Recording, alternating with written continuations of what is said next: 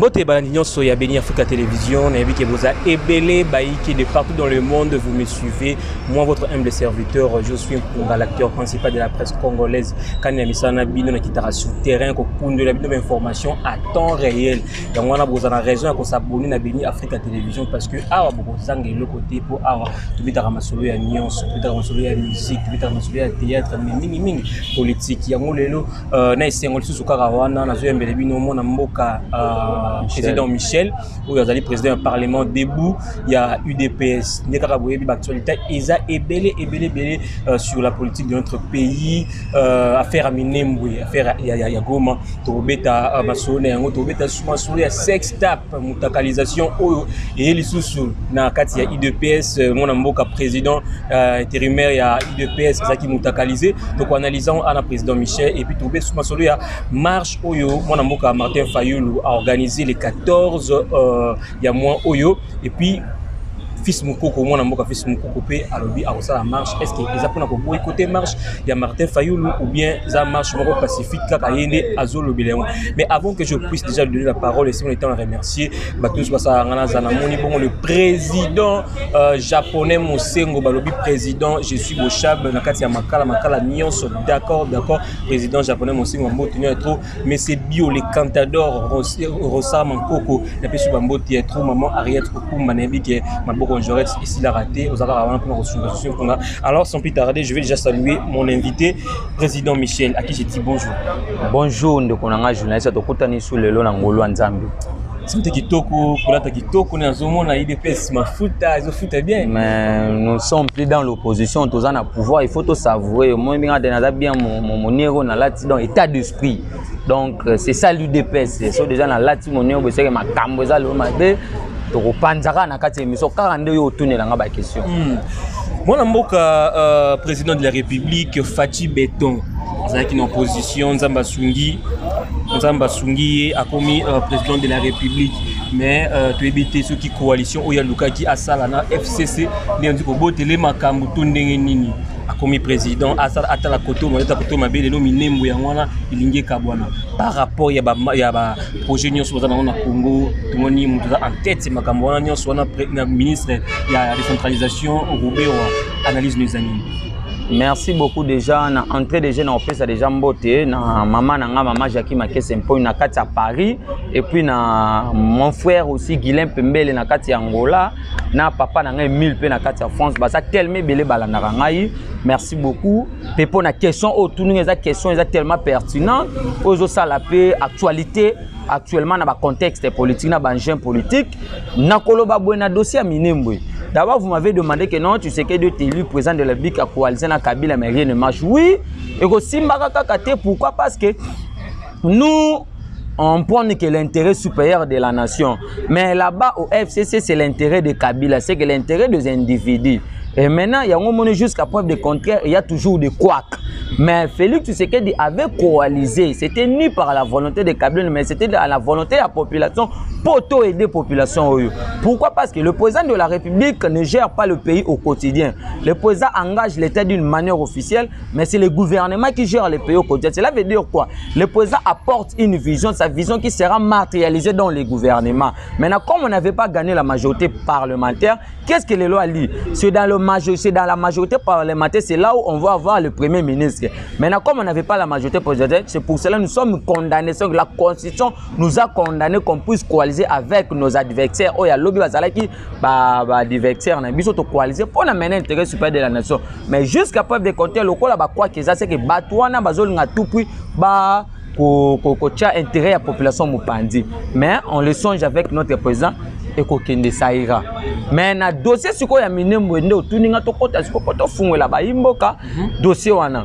Mon cher ami, je peux vous dire que non, le dossier Minembwe n'a pas commencé aujourd'hui. C'est un dossier qui date de longtemps. Vous savez déjà en 2013, Mouzito était Premier ministre. Mouzito avait fait des propositions en bas de décret parce qu'un Premier ministre agit par un décret de loi. Quand Mouzito quitte la primature, et c'était Matata Mponyo avait signé ce décret-là. Et enfin qu'on puisse installer un bourgmestre à niveau de Minembwe. À l'époque, Mouej, qui est aujourd'hui le gouverneur de Lualaba, il était le ministre de l'Intérieur. Et puis le président de l'Assemblée provinciale. tout a été débattu. Maintenant, la crainte de Kabila était quoi? Comme Kabila était douté de sa nationalité rwandais qu'il est, c'est pour cela qu'il a eu peur. Il y a que ça les lokwana. Maintenant et lokwana lokwe banaki kala maintenant ba lingi tangu biso to komi na pouvoir bazo balati sa biso bosoto wana. Ozoyoka. Maintenant ba donneur de leçons ba bimi lelo en citant comme de Martin Fayulu, de Muzitu et ba komi ba donneur les leçons en oubliant que à l'époque wana Muzitu et de Martin Fayulu étaient des députés dans l'Assemblée nationale. Quand on a proposé des lois là, il n'y avait pas eu de contestation, il y a eu le silence radio. Mais aujourd'hui, ils deviennent de donneurs de leçons en oubliant que quand on a proposé ce truc-là, Tshisekedi n'était pas au pouvoir. Mais aujourd'hui, il y a un moni chef de l'État et l'autre, on est quitté à l'objet d'abord, il y a non, la loi, en fait, le salut du peuple, c'est la loi suprême. Cela veut dire quoi? Tu sais qu'il est redevable vis-à-vis à sa population, c'est qu'il est notre serviteur. À chaque fois, et loko oyozo kende à la compte de la population, la population boy, notre président de la République a bafoué, a jeté en poubelle. Je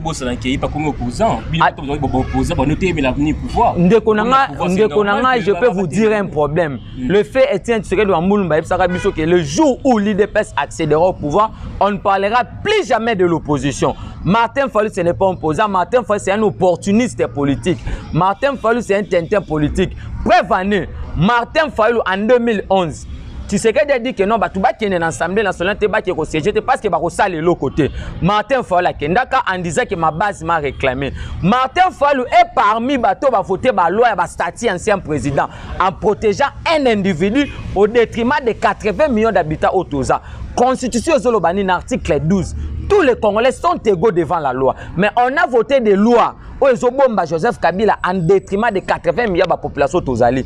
Martin Fayulu est parmi les proposants, les voter la loi et installation de Bougoumès à Minimbo en 2013. C'est le même Martin Fayulu qui a bouffé Mbongo ya Kabila remis par Bruno Tshibala une affaire il y a 8 millions de dollars pour destituer Tshisekedi. Martin Fayulu n'est pas un opposant. Tu sais quand on fait l'opposition pour attaquer au système et non en individu. On a vu Tshisekedi attaquer le système mobutiste et non la personne de Mobutiste, de Mobutu plutôt. Et puis jusqu'à l'avènement de Kabila, nous on n'a pas fait l'opposition contre la personne de Kabila. Attends, je vous dis, nous on a combattu 37 ans pour la gestion de Kabila, sa mégestion, les détournements, les antivaleurs, c'est ce que l'UDPS a combattu. C'est pour cela que vous avez vu, quand notre président est allé aux États-Unis, qu'est-ce qu'il a dit?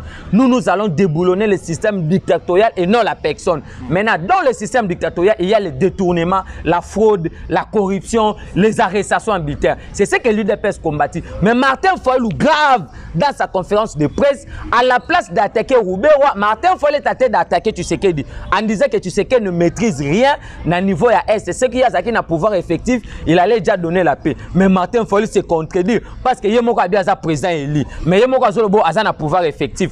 Ce n'est pas un opposant, c'est un opportuniste politique. Voilà, mais le dossier est-ce que Banyamoulengi Oyo, Mobutu Pisaki Bango, nationalité, attendez, nous avons 450 tribus dans Mboka Nabiso. Nationalité Bazouakango na Lolenge Nyoso. En 1971, Mobutu, le roi du Zaïre, le maréchal Mobutu à son époque, a fait une nationalité collectivement, par acquisition. Est-ce que ça l'a mappé? C'est là, à l'époque, Tshisekedi n'était pas au pouvoir. Félix, que vous voyez, voire même son père n'était pas le président de la République. Il se battait pour renverser le régime dictatorial qui s'est sacrifié de gens et tout consort. Mobutu leur a donné la nationalité collectivement en 1971, qui sont des Congolais, par acquisition. Et puis en 1972, Mobutu a abrogé le même ordonnance. Tant que tu as 108 en 2002-2003, bah reconduire la nationalité.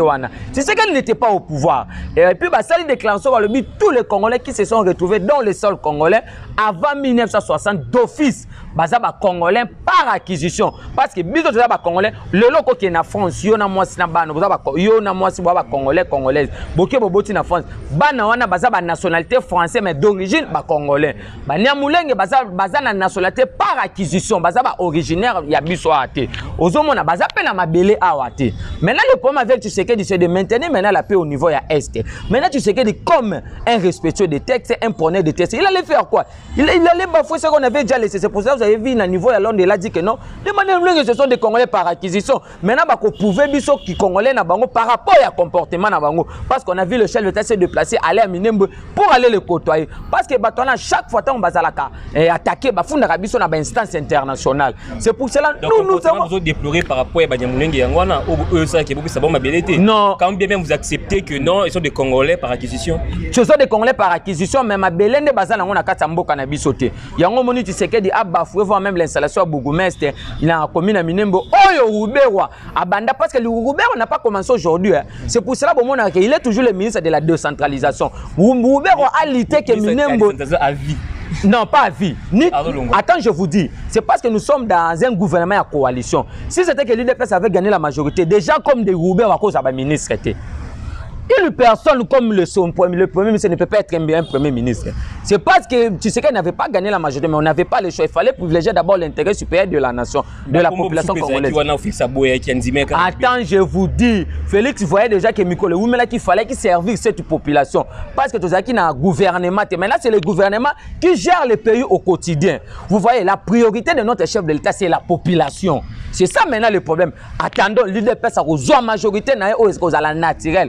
Parce qu'on a croisé avec une majorité artificielle fabriquée par Corneille Nanga de toutes pièces pour faire l'Assemblée nationale l'émanation de Kingakati, l'émanation de GLM. Alors que l'Assemblée nationale, c'est l'émanation de la population. C'est pour cela qu'ils sont tentés de voter des lois impersonnelles. Alors que ils sont tentés de voter des lois personnelles. Alors que les lois sont impersonnelles. Vous voyez, j'ai même à ma couper, voir même Félix nous avait promis que non, à 1 mètre et à Mboka n'a au Kende Libandati.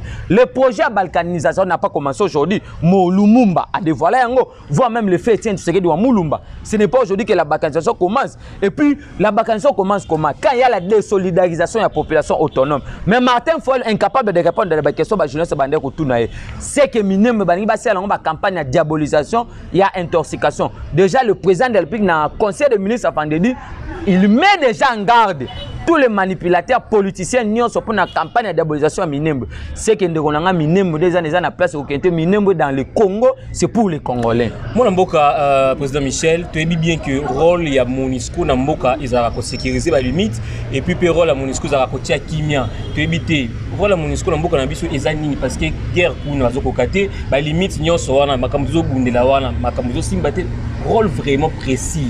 Il y a Monisco. En fait, on a trouvé toutes les institutions nationales et internationales dans ces pays par terre. Quand Kabila était aux commandes. Parce que Kabila avait présidentialisé toutes les institutions du pays.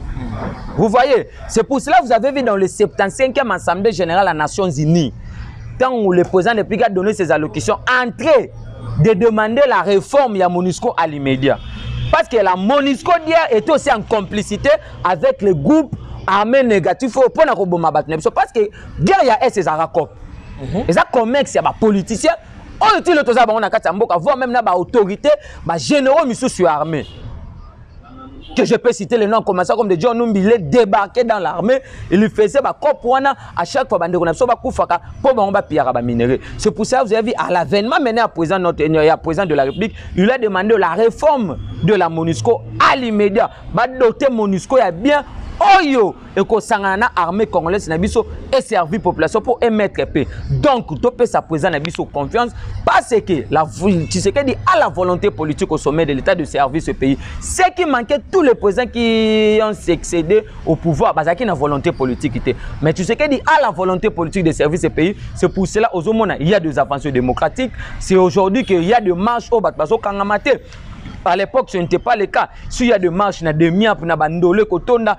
vu les patrons de l'année marcher aussi dans la FCC. On a vu voir même bateau, nos policiers, lobby, mais on va marcher, c'est ce qu'on appelle il y a des avancées démocratiques avec tu sais qu'il y a l'espoir de ces pays. Dans cette 75e réunion et conseil des ministres au président dernièrement, qui va s'arriver belé. En fait, dans le 75e, 51e conseil de ministres, qui présidait et pas mon Kondiamboka, le serpent double vitesse, l'aigle politique, Félix Antoine Tshisekedi Tshilombo, l'incarnation de Tian Tshisekedi Wamulumba. En fait, nous avons instauré un mode de leadership extraordinaire au sommet de l'État. Tout le monde pour Anine. Depuis que nous sommes au pouvoir, il y a plus ou moins 50e conseil de ministres. Qui lie l'obité. Hier, quand Kabila est au pays, ce n'était pas le cas. Kabila prenait d'autres décisions sans pour autant contacter le gouvernement. Mais aujourd'hui, tu sais qu'il est au pouvoir. À chaque fois, si on veut prendre une décision, ça a été débattu dans le gouvernement délibéré en conseil de ministres. Mais hier, Kabila prenait d'autres ordonnances. Oh, il faut qu'il y ait une attribution au Premier ministre. Et le Premier ministre, parce que quand je vous ai dit que non, Kabila avait présidentialisé les institutions de l'État. Cela veut dire quoi? Voire même, il y a une attribution, il lui était au-dessus. Il y a un moment, maintenant, quand tu sais qu'il est venu au pouvoir, tu sais que du fait maintenant ce conseil des ministres pour accorder à chaque fois dans le gouvernement, pour gouvernement, parce que c'est le gouvernement qui gère le pays au quotidien. Le président engage l'État d'une manière officielle. Maintenant, si aujourd'hui il y a même la dépréciation du franc congolais, ce n'est pas le problème du président de la République, on doit interpeller le Premier ministre parce que c'est lui le chef du gouvernement. C'est dans le gouvernement maintenant qu'il va faire doter aux Congolais une société. Attends, je vous dis, mon frère ami, il y a des avancées. Il y a la gratuité de l'enseignement. Il y a aussi, vous n'avez pas suivi dans le tout dernier conseil des ministres, il y a la stabilisation. Maintenant, il y a monnaie vis-à-vis de la Banque centrale, il y a Congo. Aujourd'hui, dans le conseil des ministres, le président de la République a instruit au ministre des Finances qu'on puisse suspendre tous les ports illégaux et autres qui sont en violation à Mideko. Nani? Ministre des Finances. Oh, tout ça qui était le bosso, le qui na gouvernement, tout le casse de papa mukolo o yeme ya tinda kingai. Yeme wana koko na e. Donc pour moi na FCC, il y a des troubadours politiques, une personne qui a une carrière politique en train de dire que non, j'avais appelé Yeme. Donc ils se sont habitués dans le pays qui jungle, c'est ça le mot qu'il fallait. Mboke qui jungle.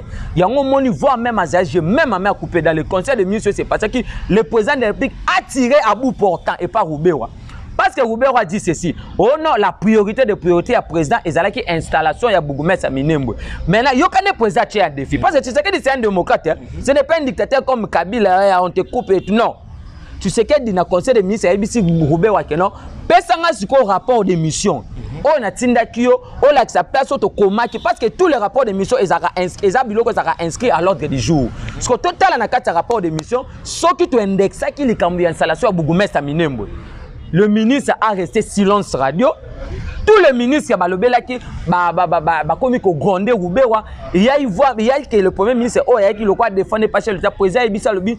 Roubewa a manqué quoi dire au chef de l'État. Chef de l'État Ibissa dans le prochain conseil des ministres à Vendredi à brandir document oyo bakomela qui pas présent qui a installé Bougumès à Minembwe. C'est là où maintenant vous allez voir que Roubewa a débarqué dans le gouvernement. Car le monsieur Yeme qui papa mukolo nani tunde akasendo j'avais non pour voir que non nul n'est au-dessus de la loi, nul n'est censé ignorer la loi, il y a qu'un seul chef de l'État, il y a qu'un président de la République, il n'y a pas deux. Parce que les sanga bonganga outuko kati sabana na ba élection au teko leka passé autres ans à 3 présidents. Quand après comme on est retrouvé dans le gouvernement mais les sanga bonganga comme ministre intérimaire a on a sport akeko yiba na mbongo ya ba joueur na biso na niveau Égypte. Mais ils s'entendaient que lui croyait que Tshisekedi c'est un flatté, Tshisekedi c'est un Congolais. C'est Kabila au Babandé qu'on flatté parce que Kabila grandit dans la brousse. Kabila ne connaît pas comment les Congolais vivent et tout comme ça. Mais Tshisekedi c'est un Congolais. Et puis que les Congolais vivent en amato, le Congolais a pour approcher à son poste. C'est pour cela tous les opportunistes politiques permettent à Tshisekedi de son poste. C'est vraiment ça le problème. Attends, je vous dis, les diasporas que vous voyez, Bundi sur le plan international. Parce que ici au Congo, attends, je vous dis, ici au Congo, on descendait dans la rue, faisait tout comme ça. Mais bateau, comment les bateaux, Kimbuto, Napoto, Bando, Tambolatin. J'ai un de diaspora, oh, la bêta Benz, la bêta Kengo. Attends, je vous dis, nous sommes tous Congolais. Nous sommes tous Congolais. Botika va propos discriminatoire. Nous sommes tous des Congolais et de diaspora. Et nous, c'est parce que nous avons chassé Kabila sur le deux plans. Sur le plan national et puis sur le plan international. Parce qu'il y a une diaspora, oh, la bêta Kengo, Benz, la poto. Mais ici, ce n'était pas le cas à l'époque. Donc, la diaspora, on a fait Babundi, Baza Congolais, Baza Banamboka. Parce que chef de l'État, pas FC, qui Bazonga, investir pour passer à Banamboka misala. Donc ils ont bon donc Batunia Zozomo nana bazo appartenir au passé, tu sais que des autres à la likolo. Malgré ça, mais tout le monde a le côté. Merci beaucoup à toi maman Ariette Upumba Nabi qui vous a branché aux autres Nabiso. On s'est encore comme c'est bio les cantadors. Merci beaucoup à toi et président japonais Monsengo, je suis Bochab. Merci beaucoup Nabi qui vous a branché voilà. Donc il t'a parlé de solo là. Tout maintenant ma solo il y a marche les 14 oyo. Mon amboka Martin Fayou les autres préparé. Ils ont préparé pour Nanini et puis fils Mukoko Yebaye a vu les 14 et l'autre on a monté que ça moi guerre moi entre bon Martin Fayulu, quand il a bouffé son argent, 8 millions remis par Raymond Tchibanda. Parce que j'ai des gens au niveau de l'Europe qui m'ont appelé que Martin Fayulu est allé loger son argent en Suisse.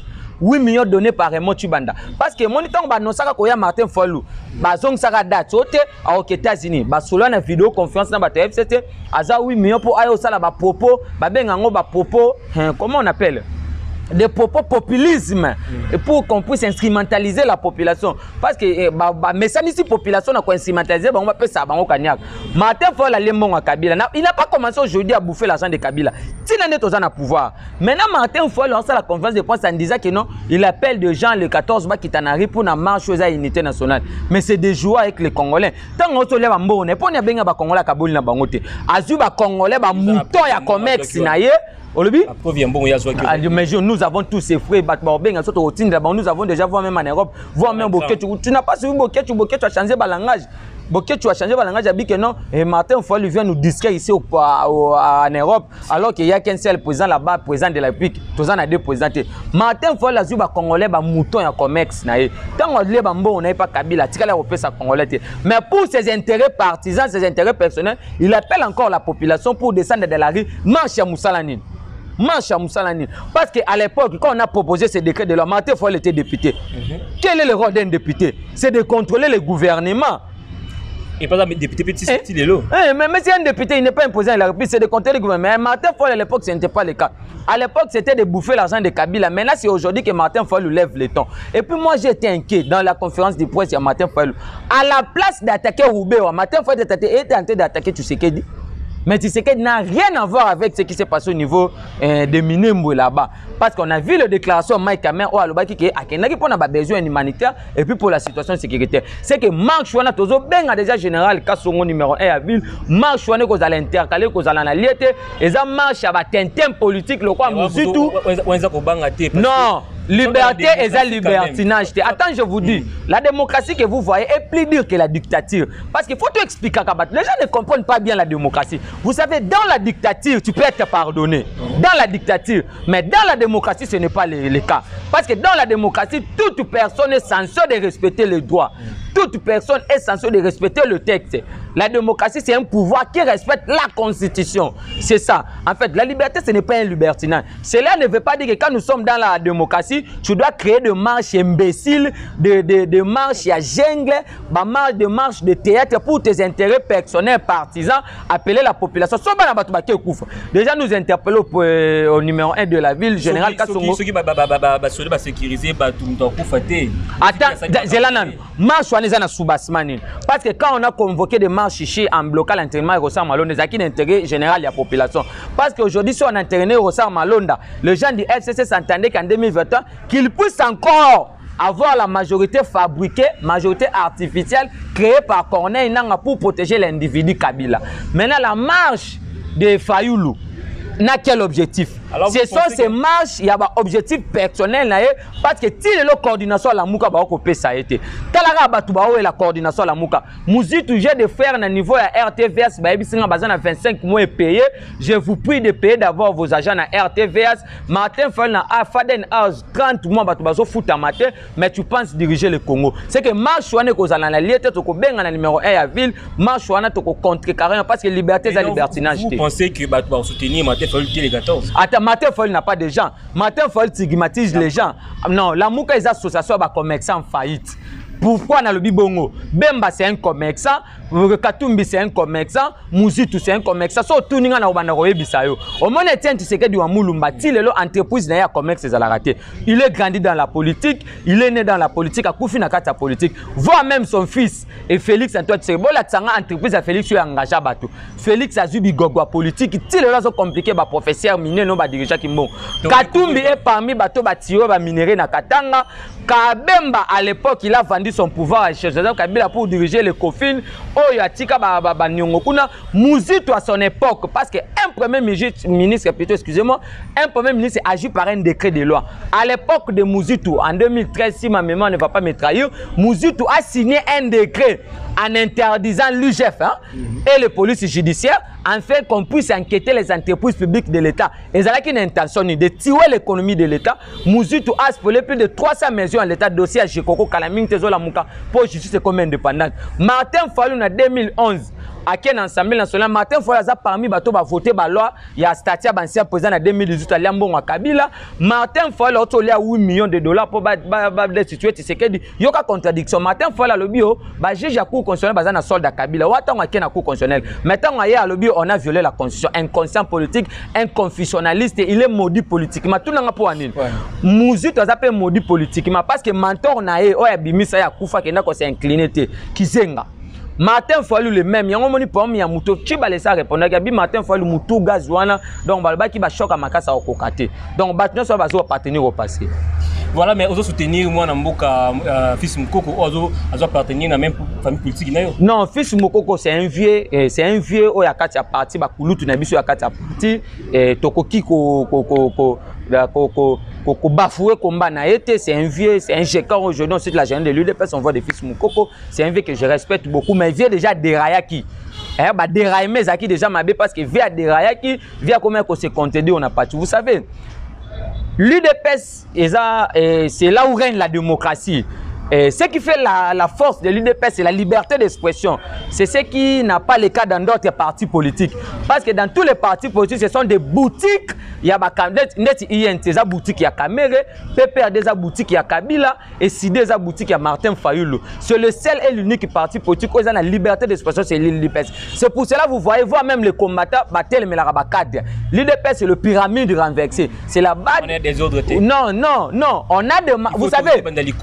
Attends, je vous dis, l'UDPS c'est le pyramide renversé. Vous savez, à l'époque, on a demandé à Tiens Tshisekedi, na RFI, na Kalabatouné Balobi, on a vu le cadre de l'UDPS. Sérieux Kabila, ça la débauchage et tout consort. Babi, tout le monde, cadre de Balongo, tout consort. Yo, quand Tshisekedi à l'Obanil, l'avenir de l'UDPS appartient ni au père fondateur, ni au cadre de l'avenir de l'UDPS, c'est la base.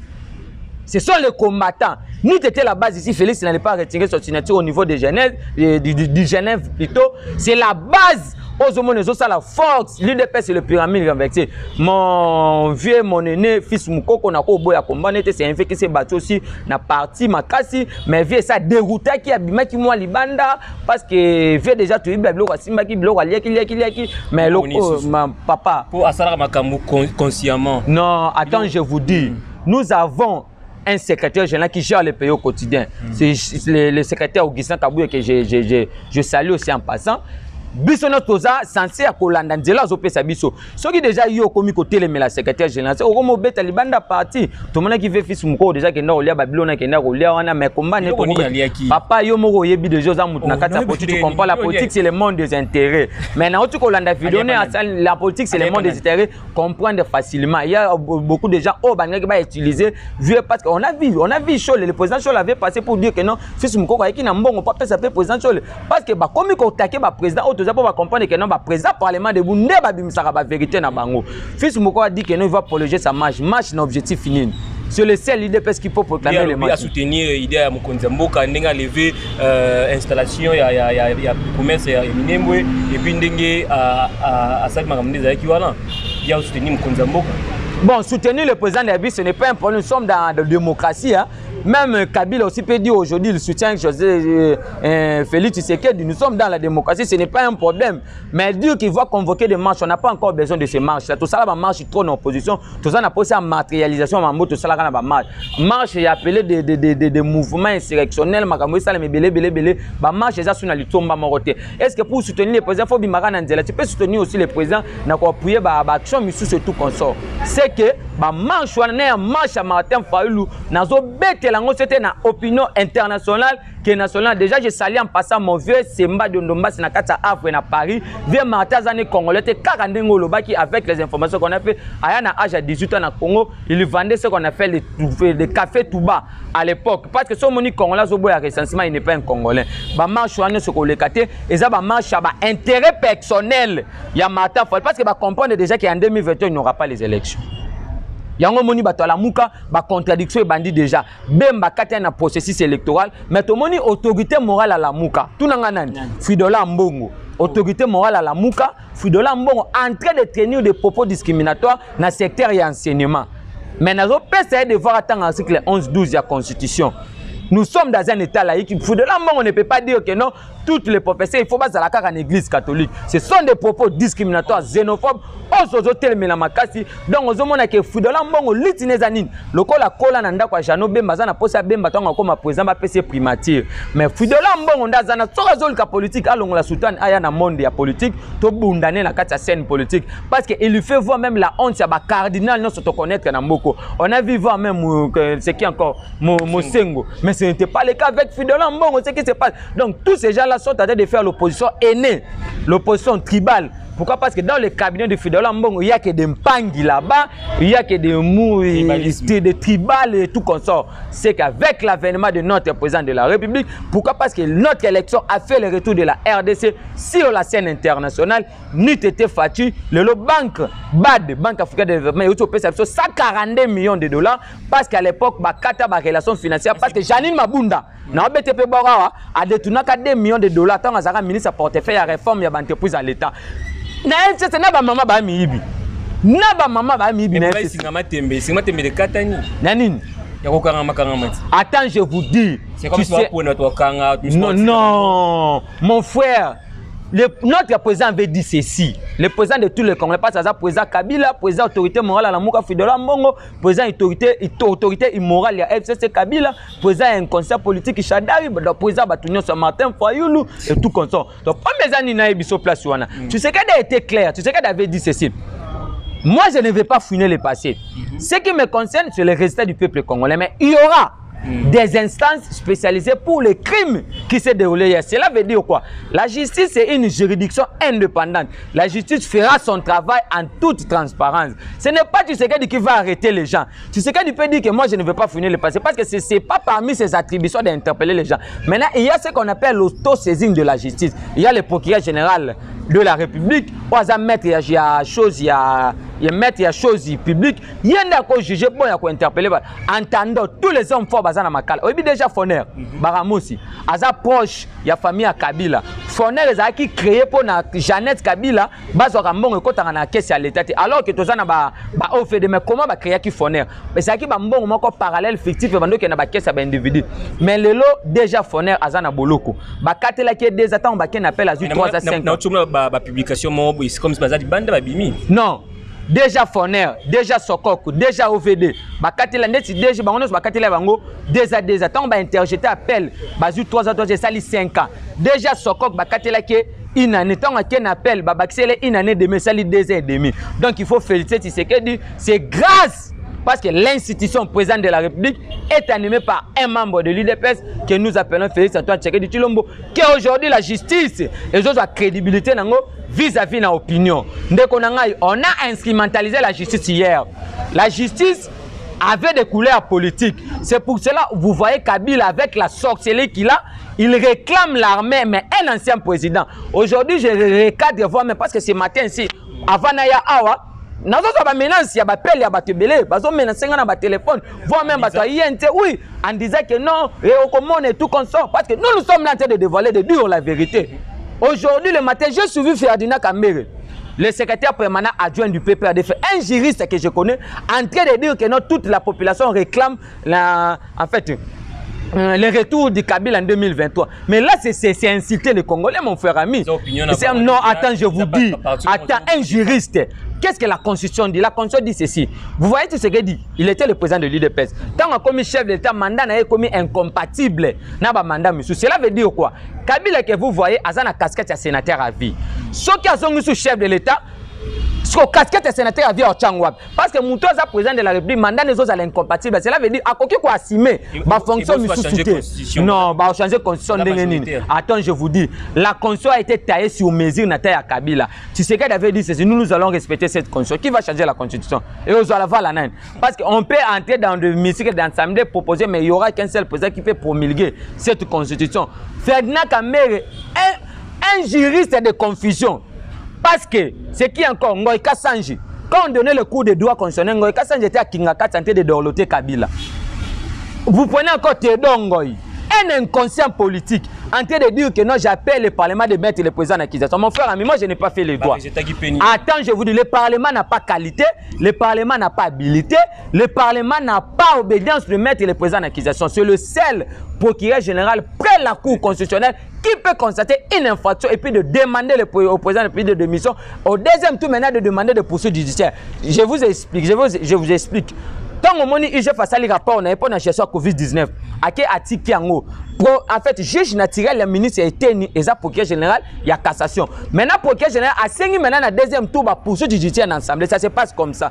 Maintenant, tu viens pendant nos beaux titres, n'habite carrière politique et la banane. Donc, bâtiment comme inconscient, aux Zumutora matin, il faut le bâtiment soit là, bango et cassage, c'est une belle élection qui est en assemblée. Mais l'article 220 ça continue.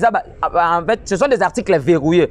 Parce que la Constitution a 229 articles. Il y a 5 articles verrouillés que vous avez vu, tu sais qu'il n'a pas dit peuple le baki. Moi et vous êtes sénateurs et députés, nous n'accepterons jamais qu'on puisse toucher ces articles verrouillés de la Constitution. Leur mission c'est quoi? Parce que pouvoir on se échapper bango, batika ce qu'on a majorité fabriquée, hein, majorité créée de toute pièce c'est pas Corneille Nanga. Ce que ceux qui élections sont en assemblée, bah on a facilité ba bimse la biso mutumsu. Mais nga na okamo. C'est que c'est batomé les bazate. Bon, Kabila avait dit que j'avais pas 15. Mais je ne comprends pas comment peut Kabila Kakozong. C'est que là-bas, il n'y a pas d'autres personnes qui peuvent. Les vieux chocs qui tournent. Pourquoi on s'en gâte Kabila? Maman qui m'a bien protéger bon yo na façon. Maman qui m'a bien. Mais grâce à Félix Antoine Tshisekedi Tshilombo Ngano Tosola, hier ce n'était pas le cas, il n'y avait pas la liberté d'expression. Hier si on parle comme ça, dès qu'on quitte l'émission, nous sommes aux arrêts de Miape, Ané, Ondolé, tout comme ça. Mais aujourd'hui, il y a des avancées démocratiques. Aujourd'hui, il y a des gens. On va ko kangabi solo bi me bango lelo bazo marcher sans pour autant bazala intoxiqué bazala ko kangama lelo oyo tozomona gratuité de l'enseignement lelo oyo tozomona il y a des avancées non makambo za tellement belé. Vous savez, l'histoire a retenu dans ces pays avec Mobutu la dictature. L'histoire a retenu avec Joseph Kabila la gestion, le régime sanguinaire, le régime criminel économique, criminel financier. L'histoire a retenu avec Félix la gratuité de l'enseignement, l'instauration d'un état de droit avec compilé une justice indépendante. Voilà, merci beaucoup mon amboka président Michel, tout comme nous avons mais question mon quotidien to analyser on a eu makambo komeli mon amboka président intérimaire Jean-Marc Aboun. Mutakalisé tu dis que mutakalawana il y a ba musicien ba théâtre nani quand bien même ta politique mais comme tout na bino IDPS analyse no sali marambuana za likuta pour nous communiquer ba monter ba montage marambuana et bisa bisona ndeko na ngai question wana na zweli ngo ba pelle belé. Déjà je salue mon vieux Boninde ngana Cape Town en passage, je salue aussi mon vieux Adonis na Kata Canada. Et puis, vieux Benville de Percel Angola France. Vous avez tellement belé, vous avez pour la question. Benville de Percel Angola France. Vieux Nangaï. Soutenaranga de près de loin. Merci beaucoup. Vieux Tozo Bundara. Pour l'intérêt de la population, énorme individu. Parce que les hommes passent, les institutions restent. En fait, c'est une vie. En fait, j'alerte déjà l'opinion nationale et internationale. C'est une vidéo montée de toutes pièces, mon frère ami, pour éternuer l'image de Jean-Marc Abound. Parce que Jean-Marc Abound, c'est le mal à l'aise Yabakassika FCC. Jean-Marc Abound, c'est leur cauchemar. Jean-Marc Abound, c'est l'incarnation de Tien Tshisekedi. Il a la détermination totale. Jean-Marc Abound a fait appel à la mobilisation. Ozaki Amakas, on a bafoué les lois Mina Kusakata. On a rejeté l'entérinement de Rossar Malonda. Parce que Jean-Marc Abound a fait Mokolo. Ensemble coalition aboué pia coalition ezo vivre quand na forme mais na fond exact. Jean-Marc Abound aza incorruptible. Jean-Marc Abound que vous voyez aza na détermination politique, c'est un animal politique, c'est une machine. Attends, je vous dis, c'est une machine politique. Jean-Marc Abound aujourd'hui que vous voyez, il fait voir même la fierté de l'UDPS. Yangomoni, tous les professeurs du PPRD c'est réunir. Il y a ça la vidéo wana. Je mets quiconque a défait. Mon vidéo wana monté par Jean-Marie Kassamba parce que Kassamba a expert y a ba mon attends, je vous dis, personne ne va nous intimider. Tolingi politique a deux poids deux mesures. Jean-Marie Kassamba a travaillé na RFI, il est expert na ba montage. Bon mani mami Tchobola. Mami Tchobola otugoloba que non, il a été poussé par Chadari à porter Mukuna plainte. Alors c'est Chadari. Mbonga bato mami Tchobola o tikala kinango vient ngai shidoko ala taratena zo ngako ma président de Belgique au kusiku mutazo ba question mutafingo maman nezong sa maman. Excusez-moi pour le terme kusiku mais mutazo ngako ma président de Belgique. Futa mami Tchobola mbongo na e moni bato FCC barandeni. Vous savez à l'époque tant où Etienne Tshisekedi na 2011 ba yibie pouvoir na ye. Tant où ba yibie pouvoir na ye na 2011, qu'est-ce qui s'est passé? On a vu Dio Mindonga la créé comme majorité présidentielle populaire pour réclamer l'impérium de Tshisekedi. Bato FCC Mona bato FCC ba créé Kabala, ils ont assassiné Chebea, père son âme, na chauffeur na Fidel Bazana. Bientôt parce qu'on a arrêté le major Christian Ngoyi, il a assassiné Chebea, bientôt la justice va revenir le procès. On a vu encore tant où Tamumamba a dénigré Mama Goya dans l'hémicycle du Sénat. Mon frère Amin, c'est de la honte. Moutoko Tamumamba cause à président du Sénat. C'est ce que ça a été la volonté de Tshisekedi. Parce que les présidents du Sénat sont votés par les députés provinciaux. Hein. Je sais pas, les députés provinciaux, les députés provinciaux, je crois. Mais oui, mais parce qu'on n'avait pas la majorité. Une personne comme Tamumamba ne peut pas diriger le Sénat. Un terroriste. Tamumamba. Il y a Jean-Marc Kabound. J'ai dit, ah non, attends. Est-ce que non, il faut avoir beaucoup de respect avec Jean-Marc Kabound. Jean-Marc Kabound aujourd'hui a mis parti au pouvoir, mon frère ami. Ça ne se ramasse pas, ce n'est pas de la blague. Hein? Jean-Marc Kabound que vous voyez un poids politique, c'est mal à l'aise. Tara Batuno ça va pas créer vidéo pour tenir image à Jean-Marc Kabound. Wana diable vidéo wana au moins tant ou ta mamba sel mamba goya pour pas distraire population ba boke biso vidéo ya mukuna. Le lorsque ta mamba mamba minembo ça na terrain nde bazu vidéo ya Jean-Marc Kabound ba tche ba c'est cop na bango zanini. Ils veulent la tout pour ceux qui dossier mozo attaquer il faut ba tcha distraction na population pour ba ki misabino le kamwana. J'ai même ma main à couper, c'est une vidéo montée de toutes pièces. Et puis bientôt tous ces gens qui ont monté des vidéos, ils seront aux arrêts. Shadari afuta na mbonga mami Tubola oya tindaki mami Tubola pour apporter Mukuna plainte. Moni bon de sopi bango c'est que bango va pas attaquer Kabila. Alors Mukuna n'avait pas le problème avec Kabila. Mukuna attaqué la gestion de Kabila. Vous savez mon frère ami, ce qui bino bonito be na makamna binote. Boke na ba faire privé. Mais tant que vous avez la gestion de choses publiques, oh, et ça va continuer avec les Congolais. On ne sait jamais de vous dénoncer, de vous déshabiller politiquement. Mais Bino n'a bien pu battre UDPS Bolobaki qui est Jean-Marc Kabound Dalia qui va mourir déjà parce que comme on a mis tout cas déjà avant besoin pouvoir, bah mis tout comme quoi ton qui et où non, tu vas me dire donc il est redevable. Attends, tu vas me dire aussi que Etienne Tshisekedi quand il faisait l'opposition n'avait pas l'argent. Jean-Marc Kabound ça qui na mutu kaka na opposition. Jean-Marc Kabound bandola la libanda tende konanga. Ce sont des débats aux va débat tellement terre à terre. Attends, je vous dis Jean-Marc Kabound tika aux ambongo na FCC tata mukolo moko. Prévané le long na le belo comment Jean-Marc Kabound il a payé les pots cassés à décision à Tshisekedi. Parce que quand vous avez vu le président proclamer l'état d'urgence, quand un moment passe ici top Congo pour dire que non, il faut organiser le Congrès pour aller mettre les présidents en accusation. Quelle est leur mission? C'est qu'il allait se réunir le Sénat et l'Assemblée, convoquer une motion incidentielle, mettre les présidents en accusation. Maintenant, Jean-Marc Kabound a bloqué leur décision constitutionnelle parce qu'ils ont une décision tombée en décision constitutionnelle. Parce que Bazaki na contrôle il y a cour constitutionnel. Jean-Marc Kabound a payé les pots cassés à décision tu sais qu'il y a 400 nationale. Jean-Marc Kabound il a la détermination. L'homme kusakata Rosa Malonda to bloquer yango. Voire même partage yango moni bazo kokate ba créer vidéo pour ba éternel vidéo on a to alerter déjà na CPL batuno so poto baza alerter ba diaspora ba sali ba vidéo ba interpeller ba déjà. Oui, ba interpeller ba mais c'est la justice parce que le président le avait déjà instruit dans le ministre ou les cas qui que non ba kanga batuno so ba montaka ba biloko on a bientôt ba déjà aux arrêts. Donc nous sommes là pour féliciter. C'est une vidéo montée de toutes pièces pour n'avoir éternel image à Jean-Marc une image à partir et aussi merci déjà à la population. Oh va comprendre que non et ça va cabal ya battre FCC. Donc dès qu'on a battre FCC va perdre contrôle à pouvoir. Et là on a lancé message en 2021 il n'y aura pas les élections. Et ce que tout n'est pas pour nini na koyebisao. Merci beaucoup. Il faut organiser nos recensements. Les recensements doivent nous permettre de savoir qui est Congolais qui ne l'est pas. Merci beaucoup Nderonangai. Merci Balandi pour sa numéro na yo ba kozondeni. Merci beaucoup, c'est votre humble communicateur, le président Michel, avec des informations bien précises, bien jaugées. C'est la sentinelle de l'état des droits, le défenseur de l'état des droits, l'avocat du peuple, le procureur général pour le peuple. Nous sommes là en train de défendre les intérêts de la population et non les individus. Pourquoi? Parce qu'à l'UDPS, on ne défend pas des individus comme ça s'est fait dans FCC Kabila. Non, ici chez nous, il y a la démocratie. Ici chez nous, tu sais que du parti, l'UDPS qui est au pouvoir, parce que tu sais que d'abord ça la mandat, mais ça pour moi français. Tu sais qu'il a étudié en Belgique. Belgique. C'est qu'elle dit ceci parce que l'État nous fait défaut.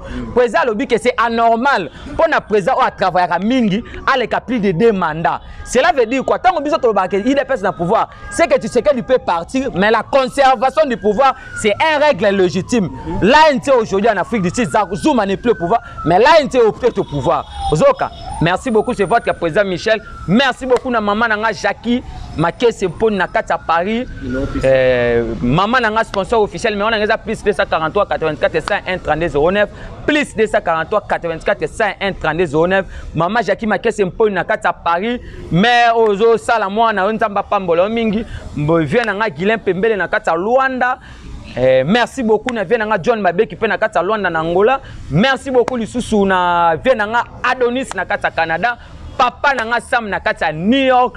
Boza tellement belé ve safari na Goma na ba intérieur partout en Arabie Saoudite boni ndenga na kata Cape Town et Vienanga Patrick na kata Gabon. Papa nanga Emile na kata France wa papa batikeli biso lokolo na IDPS ba papa balaxi biso ndela ba grand parlementaire de Benvindo Percel yo poyebi ve yo poyebi ve ah ndo nanga bien Benvindo Percel bien Benvindo Percel ba bonne guérison na yo azobela depuis de loin nzamba kosunga vie na ngai diaspora ya Tongo boza tellement belé bolandaka biso et belé ba open na bosani bolimbisa ngai maman Jeanne na Belgique maire dossier déjà ministre tu interpellé que ministre à fonction publique bientôt beaucoup za la rétablir na bato na bino maire na nga maman Jeanne na Belgique tokokuta na nga ndolo baki so na kin merci beaucoup vient na nga pe sembado na Havre na kata Paris boza tellement belé so na bosani bolimbisa ngai papa na nga kabango na monga fula c'est votre humble na répéter ce numéro na ngai plus 243 84 101 32 09.